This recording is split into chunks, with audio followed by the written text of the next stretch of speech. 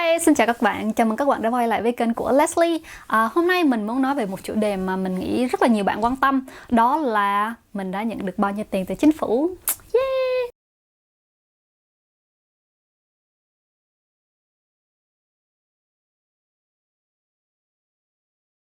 Đây là một cái video clip mà mình muốn làm từ rất là lâu rồi. Nhưng mà do những cái thông tin được ban ra từ chính phủ hoặc là những cái thông tin trên báo chí này nọ nó bị thay đổi hàng ngày ấy. Mặc dù là những thông tin chính thống, mình chỉ lo là kiểu mình nói trước khi bước không qua. Nên là wait a minute, khi nào mà tiền vô túi rồi thì mình hẳn làm cái video clip này. Thì lúc đó là mình cũng không lo cái chuyện mà nói trước bước không qua nữa. Nếu như các bạn có theo dõi một số những cái thông tin từ chính phủ Canada thì các bạn cũng maybe là cũng biết được những cái khoản hỗ trợ từ chính phủ Canada dành cho người dân sống ở đây. Hiện tại mình đã nhận được 2.000 đô, yeah! Mới nhận được sáng nay luôn. Ngày mở mắt ra thấy tiền vô. Ôi hôm nay trời đẹp quá, nhưng mà hôm nay trời đẹp thiệt. Các bạn nhìn trời nắng đẹp nè. Thời tiết hôm nay rất là đẹp luôn mà ấm áp nữa. Mình thì mình chỉ nhận được 2.000 đô thôi. Còn có những bạn thì lại nhận được 1.000 đô từ cách đây vài ngày, xong rồi hôm nay được nhận thêm 2.000 đô nữa. Có những bạn mà apply, gọi là nộp cái đơn xin cùng thời điểm của mình, nhưng mà đến ngày hôm nay thì họ đã nhận được total là 3.500 rồi. Và có những người ta lại nhận được, mới hôm qua người ta nhận được 2.000 đô, cái hôm nay lại nhận được thêm 2.000 đô nữa, tức là total là 4.000 đô trong vòng 2 ngày. Thì nó gây ra một cái tình trạng là như thế này. Hôm nay là gần như là ai cũng nhận được rồi hết. Những người mà đã apply là gần như ai cũng nhận được rồi hết. Nhưng mà vẫn sót lại một số những cái trường hợp là họ chưa nhận được một đồng cắt nào từ chính phủ. Kể cả khi mà họ đã apply hai chương trình, họ đã nộp đơn cho hai chương trình là EI, Employment Insurance, và CERB là Canada Emergency Response Benefit. Thì hiện tại hai chương trình này đã gộp lại là một. Bản thân mình đã nộp cái chương trình EI và họ khuyến cáo là khi mà bạn nộp EI rồi thì đừng có nộp CERB nữa, tại vì nó sẽ làm double cái công việc của chính phủ lên. Thì mình không nộp nữa, mình nộp EI thôi. Và trên cái EI của mình hiện tại là vẫn đang báo lỗi, là mình cái report của mình ở trên đó hiện tại nó vẫn đang báo là mình đang có lỗi ở trên đó, và mình không có một cái payment nào hết. Nhưng mà thật ra thì mình đã nhận được payment rồi, mình đã nhận được cái tiền đó rồi. Thì quay lại cái chuyện là những người mà chưa nhận được tiền thì họ lo lắng, kiểu không có tiền, giờ không có tiền tôi sống sao đây. Còn những người mà nhận quá nhiều tiền thì cũng đang lo lắng, kiểu oh my god, tại sao tôi lại nhận quá nhiều tiền như vậy, có khi nào mà hệ thống nó bị lỗi và sau đó họ đòi lại tiền của tôi không. Thì rất là nhiều người hỏi những cái câu hỏi đó. Và theo như mà mình thấy ở trên báo chí có nói thì thực ra cái 2.000 đô mà họ nhận được là cái 2.000 đô mà họ nhận rồi là của cái đợt vừa rồi, khi mà họ nộp cái đơn sau ngày 15 tháng 3 thì họ sẽ nhận được cái 2.000 đô đó. Nhưng mà sau đó cộng thêm 2.000 đô là có lẽ là cái system hiện tại nó đang có một chút lỗi, và cái 2.000 đô đó chỉ là của cái chỉ là trả trước mà thôi. Sau đó họ sẽ không được nhận cái tiền 2.000 đô của cái tháng tiếp theo nữa. Thì hiện tại là họ giải thích như thế. Nhưng mà mình không biết là đến cái ngày mà lẽ ra được nhận họ có nhận được tiếp hay không. Tức là 2.000 là total 6.000. Thì không biết là họ có nhận được tiếp hay không. Mình lẽ ra mình phải gọi điện lên cho chính phủ, gọi lên cái CRA, gọi lên cái EI từ cái hồi nào ta. Mình lẽ ra mình phải gọi lên cho họ từ hồi cách đây 2 tuần, mà gần như là ngày nào mình cũng gọi hết, nhưng mà không gọi được. Lúc nào cũng quá tải, mình để điện thoại chờ gọi là 3 tiếng, nghe nhạc 3 tiếng đồng hồ, nghe nhạc giao hưởng 3 tiếng đồng hồ, vẫn không gặp được ai, vẫn không nói chuyện được với ai hết. Nhưng mà may mắn cũng có một số những anh chị người ta connect được với bên agent, thì người ta có viết những cái thông tin giống như khi mà họ connect được là phải họ phải tranh thủ hỏi hết cho người này cho người kia, xong rồi hỏi xong rồi họ viết hết lên trên cái Facebook và họ giải thích. Thì mình thấy là cũng có rất là nhiều người bị cái tình trạng giống như mình, và cũng có rất nhiều người nhận cái khoản 4.000 đô đó. Cái cách mà chính phủ ở đây họ làm việc có thể là ban đầu họ đưa cho các bạn rất là nhiều tiền, nhưng mà đến cái thuế năm sau, trừ phi bạn không ở Canada nữa, thì ok, bạn có thể bạn rinh cái tiền đó đi đâu đó, mình không biết họ lấy là như thế nào. Nhưng mà nếu như mà các bạn còn ở Canada thì khi mà mình khai thuế, mình sẽ phải ói lại cái tiền đó cho họ. Họ cho mình rồi xong họ vẫn lấy lại được như bình thường, kiểu họ sẽ nói là tụi ta overpay mày, tụi ta pay mày quá nhiều, thành ra bây giờ tụi ta lấy lại.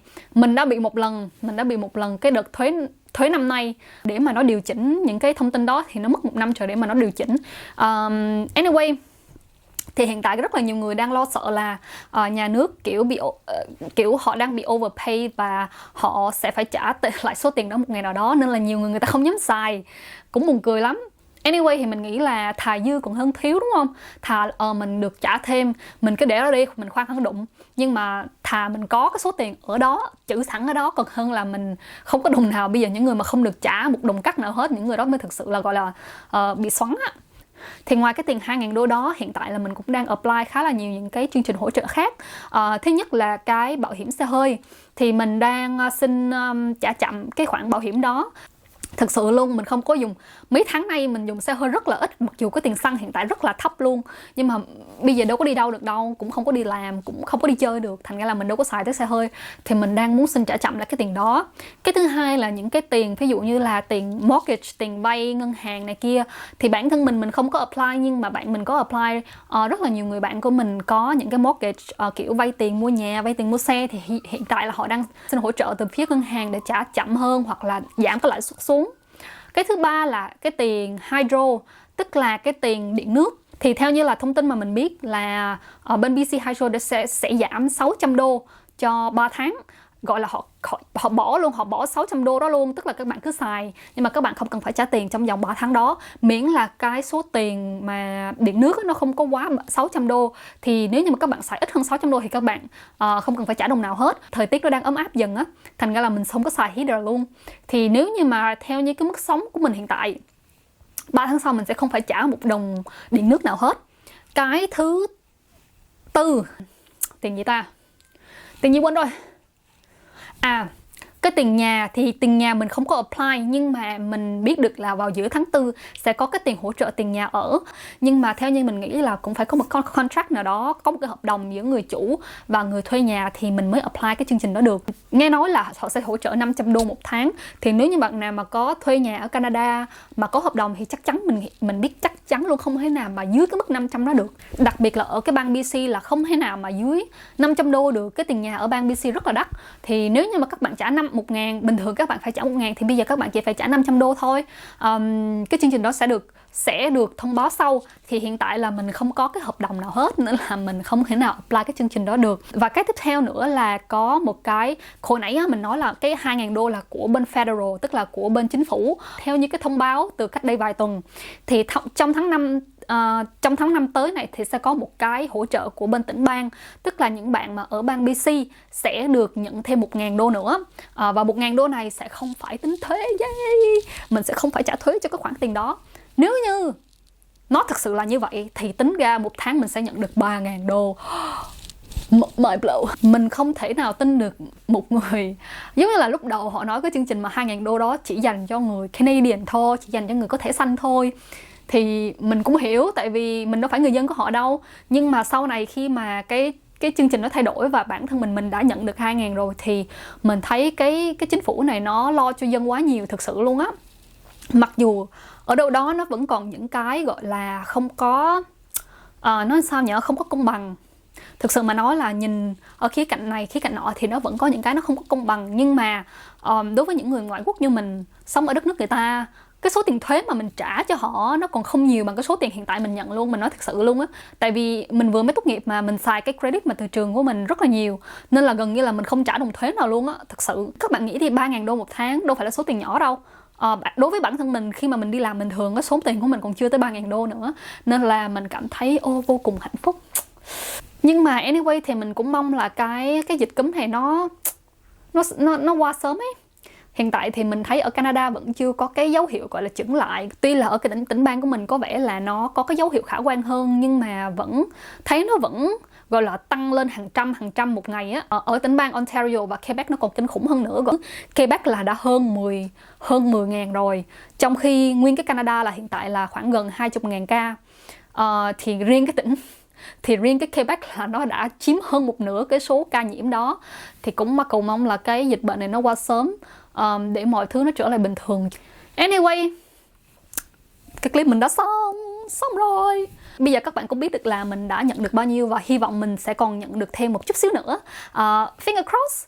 Nếu như các bạn thích video clip này thì hãy nhấn nút like và comment ở dưới các bạn có muốn đến Canada hay không. Nếu như các bạn muốn thì hãy chuẩn bị, tranh thủ cái thời gian rảnh rỗi này, hãy chuẩn bị hồ sơ để đi du học Canada. Tại vì thực sự sống ở Canada mình cảm thấy rất là ấm lòng luôn á. Hiện tại là họ không có phân biệt, giống như là giữa Canadian và người ngoại quốc họ không hề phân biệt luôn á. Mình cảm thấy vậy. thì mình cảm thấy rất là vui luôn. Anyway, thank you for watching. Các bạn hãy comment ở bên dưới dạo gần đây các bạn đang làm gì nhé. Bye. Bye bye.